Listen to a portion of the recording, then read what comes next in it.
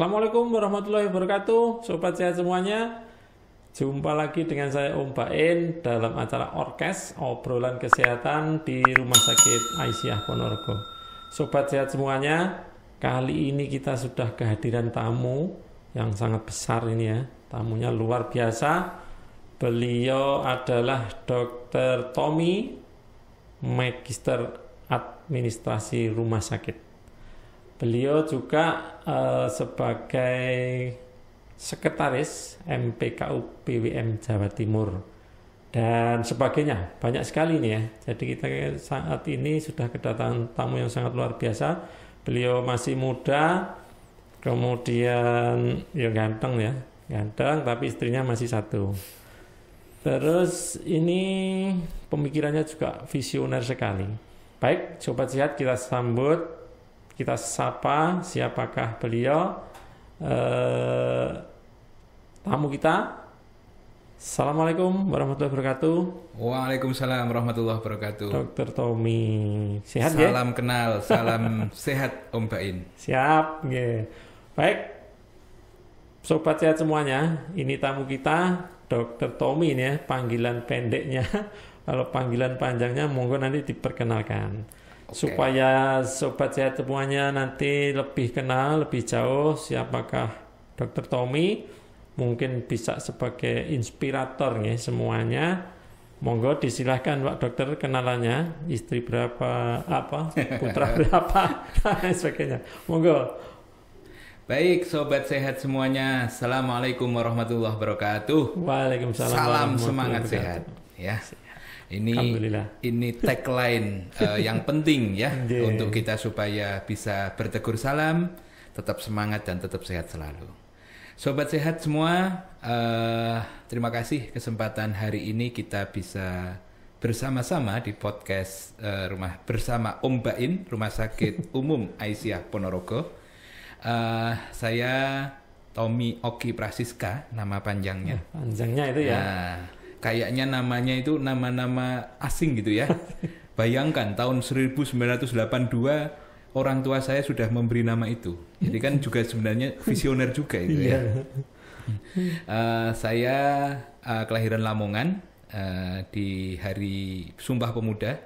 Kalau Sumpah Pemuda itu 28 Oktober 1928. Kalau saya dibalik, 28 Oktober 1982. Waduh.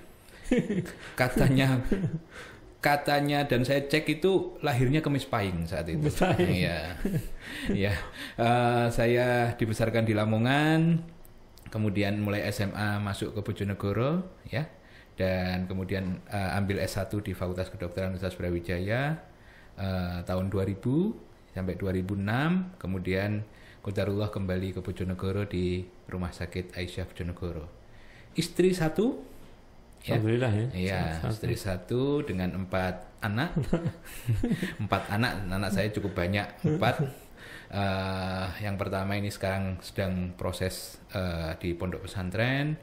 Yang kedua, 3, 4 masih yang nomor 2 di sekolah dasar. Dan yang ketiga dan 4 ini masih balita. Iya. Ya. Saat ini berarti sibuk di mana ini? Paling sibuk ini? Selain sebagai kepala rumah tangga tentunya sebagai ayah dari anak-anak dan suami dari istri serta anak dari ibu saya tentunya ya. Ya, dalam mengamalkan ilmu, dalam bekerja saat ini di Rumah Sakit Aisyah Bojonegoro ya, yang mulai 2 tahun yang lalu kurang lebih kajibah amanah di Rumah Sakit Aisyah Bojonegoro. Dan selain itu selain di aspek lokal ya, membantu di ID Bojonegoro, kemudian di Persi, di dalam struktural di Muhammadiyah saya dapat amanah di Sekretaris Majelis Pembinaan Kesehatan Umum. Sekretaris MPKU BWM Jawa Timur. Luar biasa. Ya. Masih muda loh, ini tuwek saya berarti ya. 82 itu saya si SMA. Oh gitu ya. Sudah SMA. Sudah SMA. Berarti ini masih muda. Wis dadi direktur kene panggah dadi anu Ya, jadi perjalanan menjadi direktur itu juga tidak disangka ya. Saya sebelumnya Saya sebelumnya di RSI Muhammadiyah Sumberjo, itu rumah sakit kelas D yang ada di kecamatan, salah satu kecamatan di Bojonegoro ya. Tepatnya saat itu 2012. Artinya 30 tahun kurang lebih. Ya, 2 periode di sana sampai 2020 ya, kemudian 2021 diamanai di Bojonegoro ini. Dan sebagai prajurit kita siap di mana saja. Ya, sebagai prajurit, sebagai kader tentunya kita harus siap ditempatkan di mana saja. Siap memimpin dan siap dipimpin. Seperti itu Om Bain ya. Siap. Iya Pak Dokter, ini tugasnya banyak ya, di ID ada tugas, kemudian di Bojonegoro sebagai direktur, kemudian di MPKU sebagai sekretaris sentral juga ini tugasnya ya di MPKU. Cukup sentral. Dan mestinya ini Rumah Sakit Aisyah Muhammadiyah seluruh Jawa Timur ada sekitar 31 atau 35 ya, tambah lagi sekarang ya. Itu tentunya ya harus paham ya, sebagai seorang sekretaris di MPKU ini seluruh amal usaha kesehatan rumah sakit punya 35. Ini mestinya ikut paling tidak kan memahami dan menguasai ya sedikit-sedikit ya, walaupun tidak secara detail. Jadi misalkan di Aisyah Ponorogo misalkan ya, ini bagaimana, kemudian di Kediri bagaimana. Nah, menurut pandangan Dr. Tommy ini gimana sih perkembangannya ya rumah sakit di Aisyah Muhammadiyah di Jawa Timur ini? Jadi rumah sakit Muhammadiyah Aisyah Jawa Timur itu saat ini berjumlah 35 tadi disampaikan. Dan selain MPKU itu selain rumah sakit tentunya juga ada klinik. Ya, klinik Muhammadiyah Aisyah jumlahnya sekitar 50-an sekarang. Klinik Pratama ya? Ya, klinik Pratama, klinik utama, ya, klinik rawat inap. Belum lagi kita sedang merintis dengan sangat serius untuk beberapa amal usaha yang lain. Ya. Banyak juga. Misalkan ya? nanti apotek, ya, dan tidak mustahil kemudian kita juga amal-amal usaha bidang kesehatan yang lain.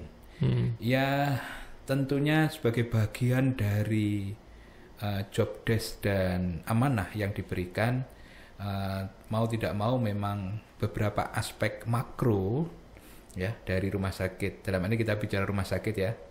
Dari 35 rumah sakit itu ya sedikit banyak yang memang mengetahui ya. Karena memang kapasitas kita adalah melakukan pembinaan ya. Majelis Pembinaan Kesehatan Umum, sehingga memang setidaknya mapping keunggulan, kemudian mapping prestasi, mapping masalah, ya, kurangan gitu ya, harus mapping potensi, paham, ya, itu memang harus kita petakan, ya, dan kira-kira apa yang kemudian kita bisa lakukan dalam kaitannya melakukan proses pembinaan. Iya, betul ya. Berarti ini pembina itu mestinya ya tugasnya membina. Rumah sakit mana yang kira-kira perlu dibina, rumah sakit mana yang sudah bisa dilepas, artinya harus maju gitu ya. Nah tentunya paling tidak latar belakang seluruh rumah sakit itu ya hafal gitu ya. Bagaimana kalau enggak apa? Paling tidak di aspek operasional ya, kita sudah punya dashboard untuk melihat capaian kinerja utamanya untuk pelayanan JKN secara real time ya.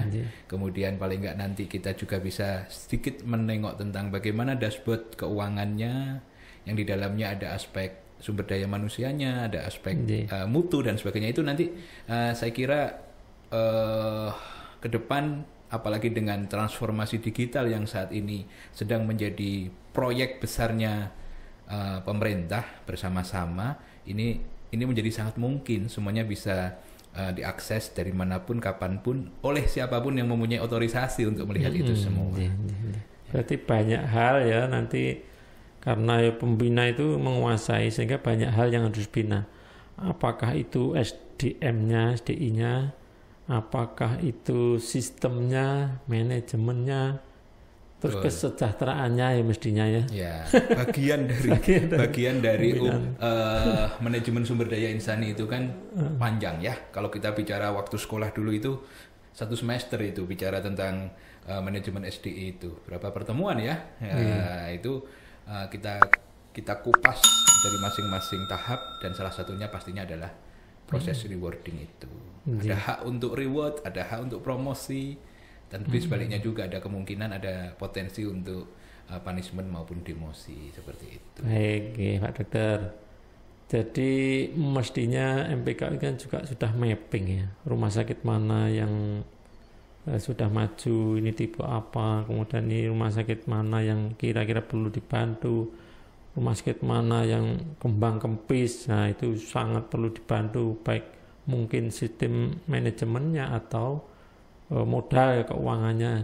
Nah kira-kira yang kalau menurut Pak Dokter ini ya, kira-kira ini garis besarnya apa ini seluruh rumah sakit ini, terutama yang prioritas itu apakah kekurangan modal ini banyak kan, ini SDM-nya ini yang perlu ditingkatkan ya, atau sistemnya atau yang lainnya kira-kira? Ya, asesmen kita secara pondasi umumnya ya, yang paling penting adalah bagaimana tiga tungku sejarangan, bagaimana pemilik, kemudian penyelenggara, pengelola ini bisa in charge dulu ya, bisa klik dulu, bisa sevisi dulu, sepaham dulu. Ini yang paling penting karena ini sebagai roda. Kompak dulu ya. Iya, kompak dulu ya, kompak dulu. Kemudian bagaimana nantinya direktur ya dengan gerbong besarnya itu melakukan, ya saya pikir sebagai seorang yang telah ditunjuk dan mempunyai kapasitas dan kapabilitas, ketika tadi komunikasi, koordinasi tadi berjalan dengan efektif, mau kecepatan berapapun bisa. Oh gitu ya, kuncinya itu ya. Kuncinya di komunikasi para pihak di tiga tungku sejarangan, dan kemudian pastinya nanti komunikasi internal terhadap karyawan.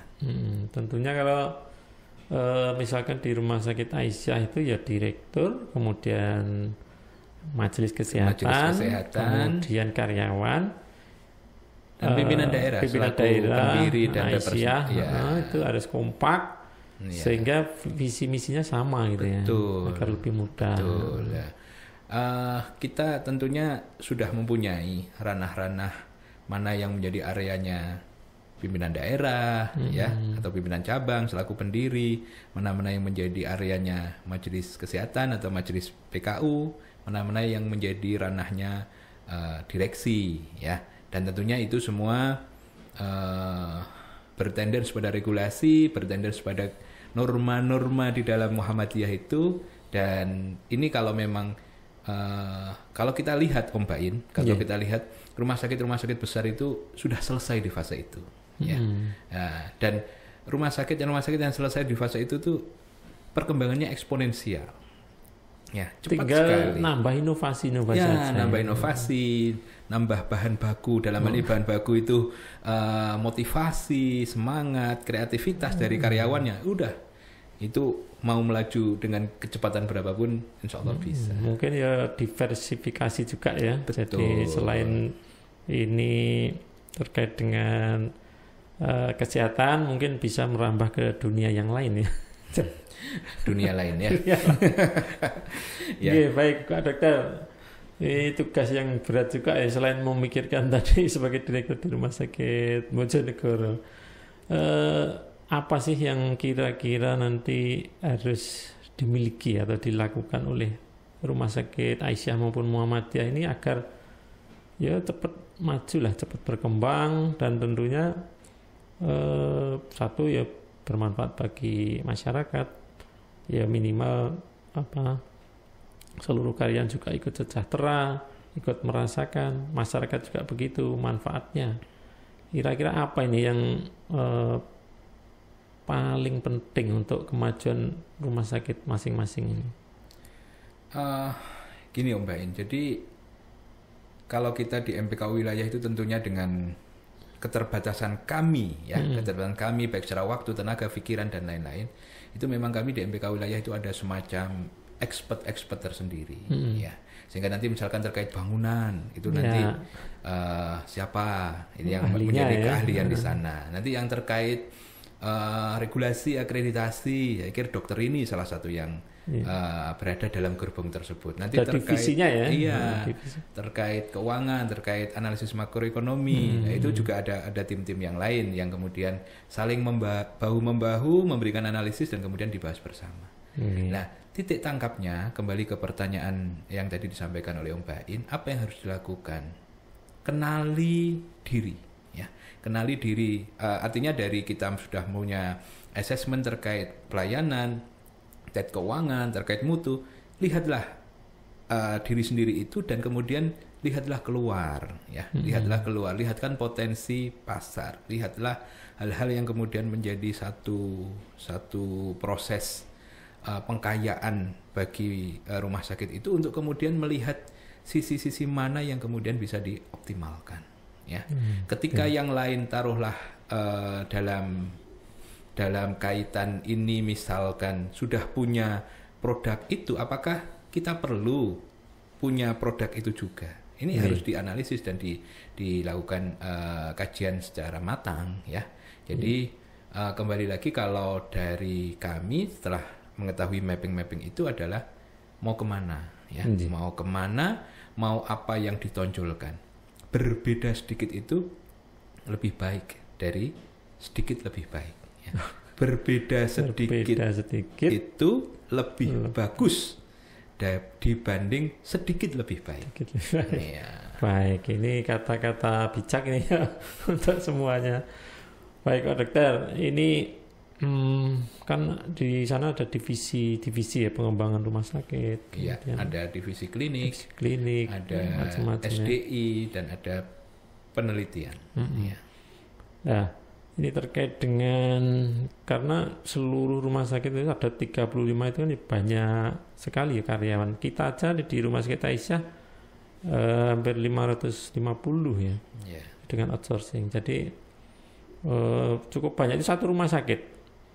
Belum kalau sampai 30 banyak ya yang diurus.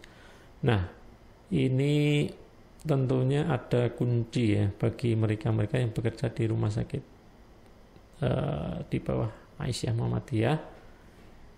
Kuncinya ya tentunya salah satu harus loyal ini terhadap rumah sakit. Biar nyaman, harus kerasan, bekerja dengan ikhlas. Nah, ini mungkin nanti bisa untuk pesan kita semuanya, terutama SDI seluruh rumah sakit ini ya, karena itu sangat penting ya, pondasi juga. Iya. Gitu ya. Aset terbesar itu SDI itu. Nah, itu kira-kira yang paling penting harus mereka miliki itu apa? Iya, SDI itu yang tadi kami sampaikan, aset terbesar, aset termahal. Mau aset kita taruhlah 100 miliar, dengan SDI yang handal, mau 2 tahun 5 bangunan misalkan, itu bisa, ya. Makanya ini menjadi aset yang paling mahal. Steve Jobs mengakui dalam membangun Apple pertama kali itu, apa sesungguhnya tips triknya, rahasianya. Beliau dengan sangat terbuka dan sangat gamblang menyampaikan adalah SDI, SDM yang handal. Ya. Nah, sehingga apa? Kembali lagi kalau dalam dimensi kami, dalam pemikiran kami memang harus melakukan assessment, ya. Terhadap 500 karyawan tadi itu paling tidak kita di positioning berapa sih? Kalau secara keilmuan itu saya pernah membaca ada paling tidak ada 4 hal yang bisa dilihat. Yang pertama adalah kepuasan fisik, ya. Bagaimana tempat duduknya, bagaimana pencahayaannya, ya. Bagaimana ergonomi kerjanya, itu kepuasan fisik. Nyaman akhirnya ya, nyaman. Ya. Yang kedua itu kepuasan sosial. Ya. Kepuasan sosial ini bagaimana interaksi dengan sejawat, kemudian bagaimana tata hubungan, bagaimana semacam ketat banget atau enggak dan sebagainya, ya. Itu kepuasan sosial. Ya, penting juga ini ya, karena kalau bekerja itu terpaksa kan ya enggak nyaman ya. Enggak bisa enjoy gitu ya. Kemudian yang ketiga adalah kepuasan psikologis. Di dalamnya adalah kepuasan spiritual, ya. Bagaimana kemudian kesempatan untuk beribadah, kesempatan untuk mengembangkan keilmuan, ya. Nah, itu adalah kepuasan spiritual. Dan yang terakhir adalah kepuasan finansial. Tidak semuanya melulu bahwa kesetiaan loyalitas itu diukur dengan uang. Uang perlu, Penting. penting banget. Karena keluarga kita tidak dibayar dengan ikhlas, tapi dibayar dengan uang gitu. Bayar sekolah juga tidak dengan ikhlas, tapi dengan uang kan gitu Mbak In ya. Nah, kan tapi ternyata tidak melulu faktor material. Penting tapi tidak yang terpenting gitu ya. Ya penting juga. Cuma ada aspek-aspek lain yang kemudian artinya apa? Ketika kita sudah tahu mapping, kita tahu pada sisi mana kemudian kita bisa melakukan intervensi. Taruhlah aspek sosial misalkan ternyata dirasa kurang oleh karyawan. Nah, kita kan bisa melakukan nanti PSDI dalam hal ini atau HRD atau bagian apapun itu bisa melakukan intervensi di sana. Ya. Sehingga PSDI itu, HRD itu fungsinya adalah sebagai partner dan sahabat karyawan. Bukan berbicara tentang hukuman, tapi bicaranya adalah harapan. Bukan berbicara tentang keseragaman, tapi berbicaranya adalah mencari keunikan dari karyawan. Sehingga pola-pola itu, aduh, kalau orang itu sudah bersahabat, Mbak In, mau apapun itu cerita.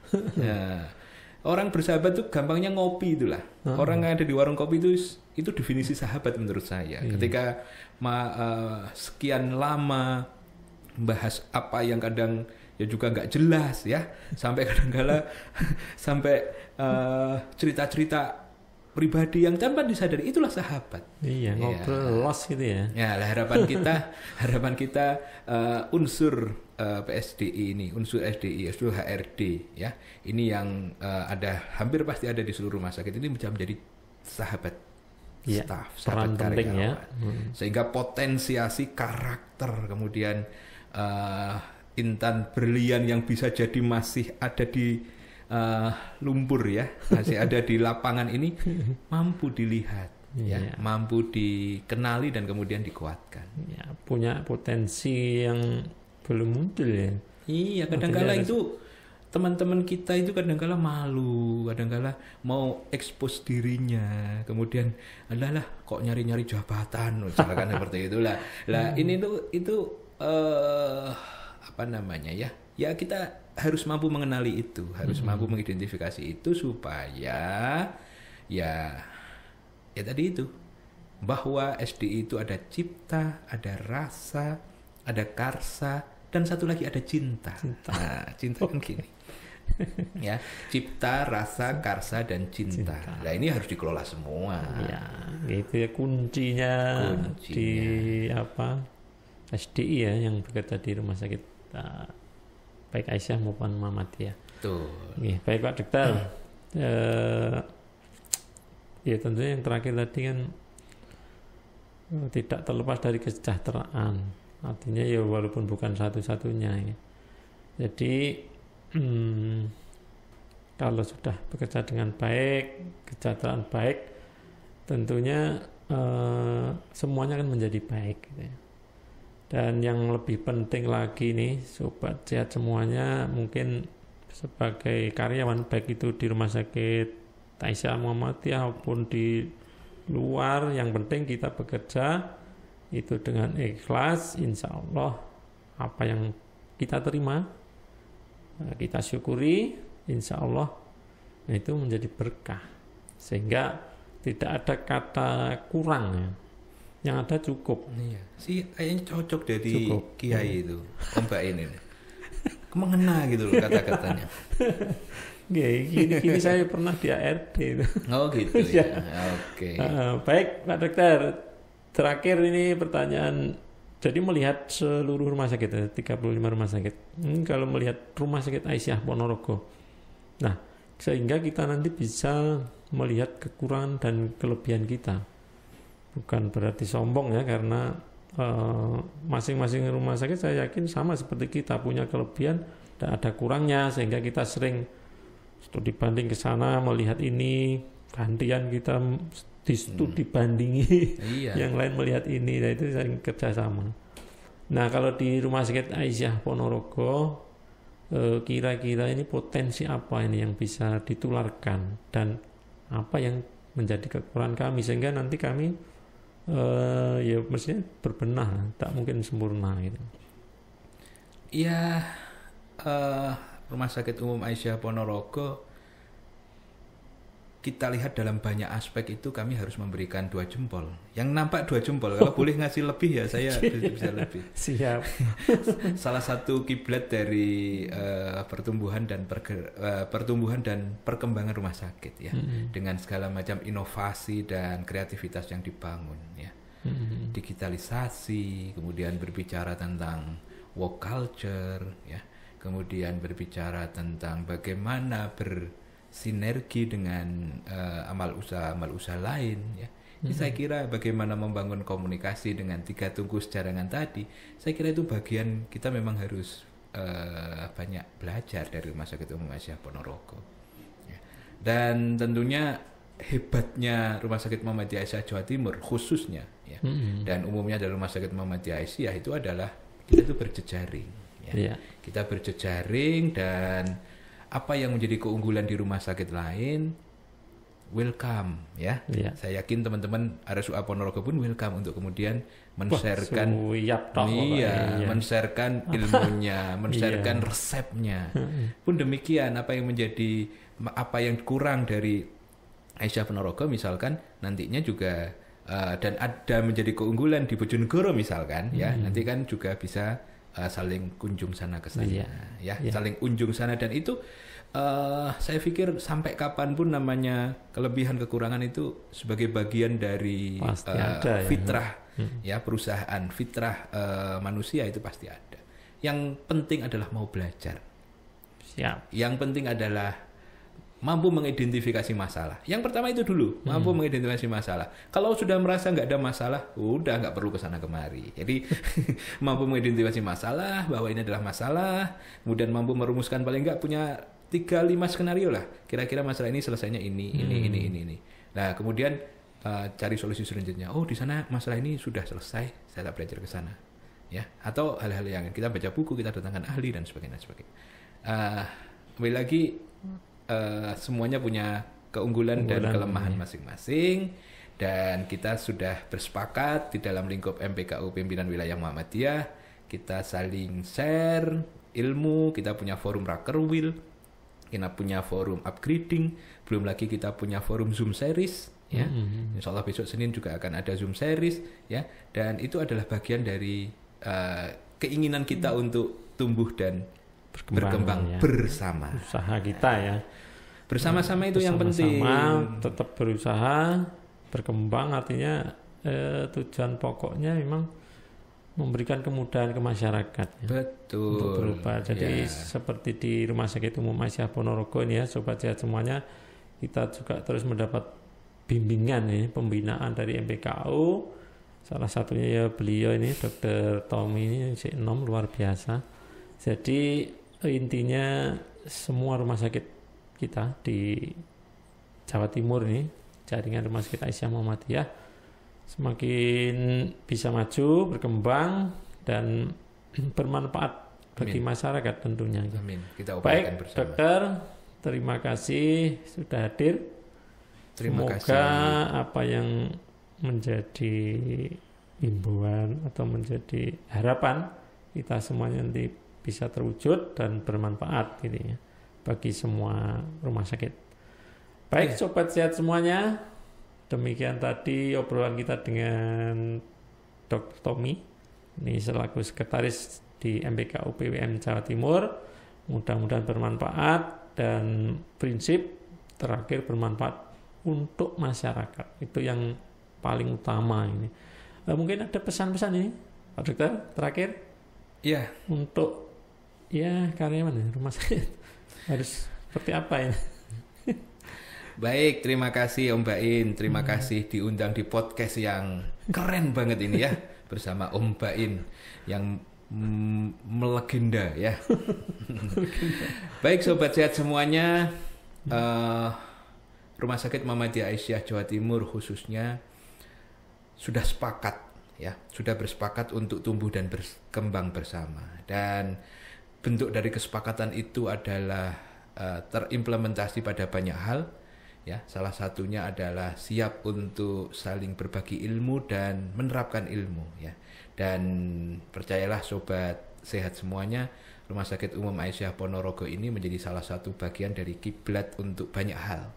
Sehingga tentunya ini menjadi satu prestasi sekaligus kebanggaan bagi masyarakat Ponorogo dan sekitarnya yang ketika memang ada resiko untuk sakit ya, kemudian bisa mempercayakan pelayanan kesehatannya ke Rumah Sakit Umum Aisyah Ponorogo ya. Dan tentunya atas izin Allah dimudahkan untuk sembuh dan kemudian bisa berkumpul lagi bersama keluarga. Amin. Dalam kaitan manajemen, saya kira tadi kita sudah sampaikan bahwa kita telah bersepakat untuk tumbuh dan berkembang bersama dengan menghadapi segala macam tantangan ya. Ada turbulensi regulasi, ada transformasi digital, kemudian ada pengelolaan HRD ya, pengelolaan karyawan yang dengan cipta rasa karsa cintanya yang berbagai level, dan hal-hal lain tentunya kita bisa lakukan itu